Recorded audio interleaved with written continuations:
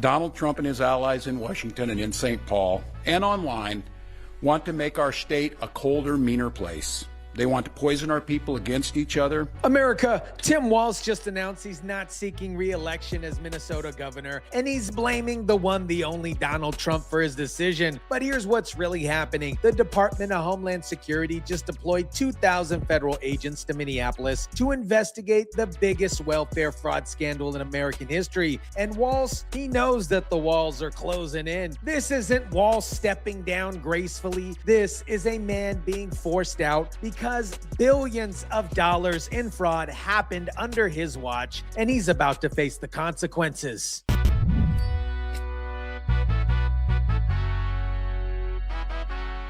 2,000 federal agents now deploying to the Minneapolis area to carry out a combined immigration crackdown as well as a fraud probe. Following, of course, those allegations of welfare and daycare facility scandal, Homeland Security is accusing a Minneapolis Hilton hotel of maliciously denying service to their agents. What is up, guys? Tyson DeLaCruz here. Thank you so much for rocking with me. Let me show you really what's going on here, because while Wals is playing the victim card, federal agents are descending on Minnesota to clean up the mess that he actually created. Let me be clear about what just happened. Timmy Tampon Walz didn't just decide to step down. He was forced out because somebody tapped him on the shoulder and said, homie, the fraud is too obvious and we can't hold the line anymore. So I've decided to step out of this race, and I'll let others worry about the election while I focus on the work that's in front of me for the next year.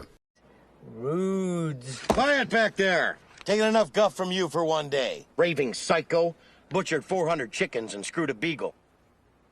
Taking him back to Nevada where he's wanted for banging horses. Listen to how Tampon Tim tries to spin this. He's saying he can't give a political campaign his all because he needs to focus on defending Minnesotans. That's like a job interview where you're asked about your biggest weakness and you just say, I care too much. This is a decision that I make and make with my family. And certainly I think, as I said, it's the right decision. I'll note, I think it's appropriate we're here today. The war that's being waged against Minnesota, you're seeing it. We have a ridiculous surge of apparently 2,000 people not coordinating with us that are for a show of the cameras.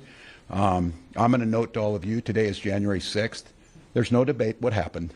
The President of the United States led an insurrection against a fair election to try and overturn that. And this man is trying to make his corruption scandal sound like he's too dedicated to public service. There is no question the intense focus on fraud in Minnesota from Washington to the state capitol damaged the political future of Tim Walz. Governor Walz continues to blame an organized group of criminals for ripping off the taxpayers of the state. But critics question whether more could have been done to stop it when red flags started to appear. Here's the reality. Timmy Tampon Walz thought he was going to ride Kamala Harris's cocktails. That's coattails. I meant coattails to the White House, then come back to Minnesota like nothing happened. But the American people rejected that ticket. And he got back home and there was a bullseye on his back because of all the fraud that happened while he was campaigning and while he was governing. Now check this out. Voters in Minnesota are reacting to this decision, and even his own supporters know that he couldn't possibly win a re-election. I was disappointed,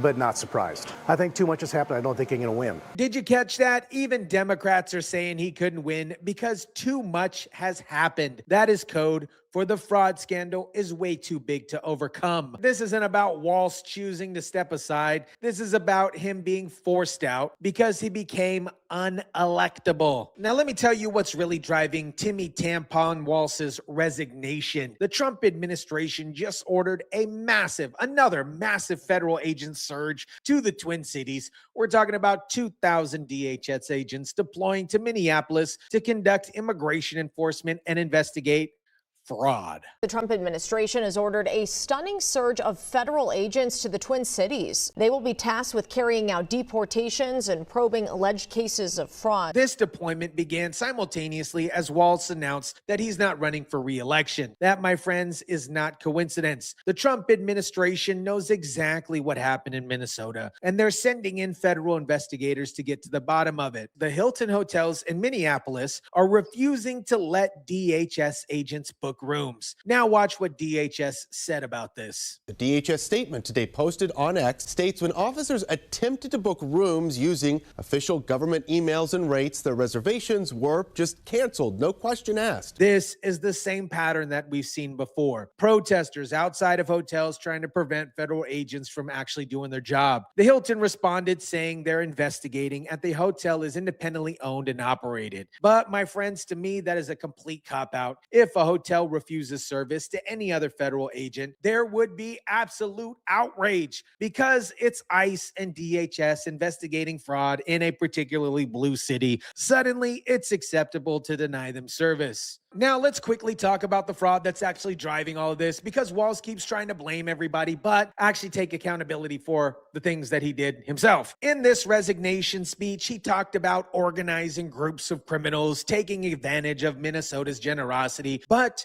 he won't take responsibility for the fact that it happened all under his watch. Last several years, an organized group of criminals have sought to take advantage of this state's generosity.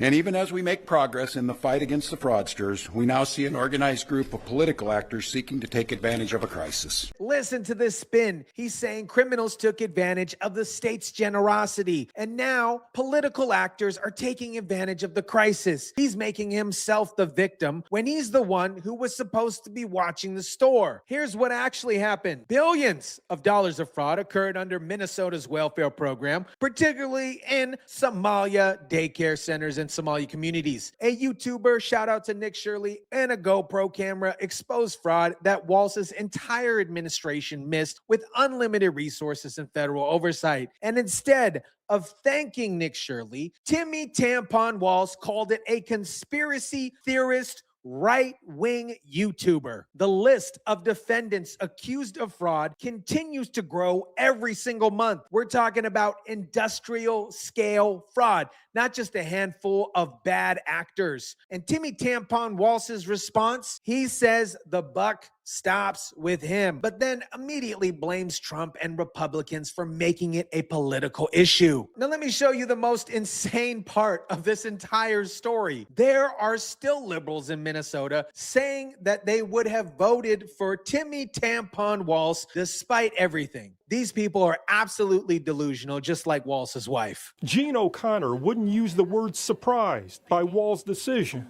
Relieved is a better word. I think the race could have been very problematic otherwise, and I'm a staunch Democrat. And my first reaction was, yes, Tim, good for you. I would have voted for him no matter what, but like Jeannie, I was afraid he may not win the election. So even his supporters know that this fraud scandal made him unelectable, but they still think that he did a great job. That, my friends, is the liberal mindset. Ignore the billions and billions of dollars in fraud, ignore the failed oversight, and just vote blue no matter who. Right now, Minnesota doesn't look good nationally, and unfortunately, Tim Walz is the head of the state. When billions of dollars in fraud happened under your watch, when you miss red flags that a YouTuber and everybody else with eyes could catch, when you defend the fraudsters instead of the taxpayers, you don't deserve another term. He's saying he can't give a political campaign his all while defending Minnesotans from criminals and political actors. That's complete garbage. The truth is, he knows that if he ran for re-election, every campaign ad would be about the fraud that happened while he was too busy campaigning, with 2,000 federal agents now in Minneapolis investigating fraud, with the Trump administration making Minnesota a priority target. Walz should be lawyering up instead of pretending he's going to spend the next year serving Minnesotans. I'm on the job. I'm focused on making sure that we stay America's best place to live and raise kids. No one will take that away from us. Not the fraudsters, certainly not this president. Timmy Tampon Tim. The fraudsters already took billions of dollars under your watch. You already failed to protect Minnesota taxpayers, and you're not some hero standing guard, especially because you stole some valor. You're a guy who fell asleep while the robbery happened. America, Timmy Tampon Walz's resignation isn't a noble sacrifice. It is a forced exit because he became politically toxic due to the massive fraud that happened under his watch. The Department of Homeland Security just deployed 2,000 federal agents to Minneapolis to investigate fraud and conduct immigration enforcement. Walz says the buck stops with him, but then immediately blames Trump, Republicans, and political actors for making it an issue. The fraud in Minnesota is absolutely real. Billions and billions of dollars were stolen from programs meant to help American families. And now federal investigators are coming to clean up the mess. And the most insane part, there are still liberals in Minnesota saying that they would have voted for him anyways. These people are absolutely nuts. They'll ignore $1 billion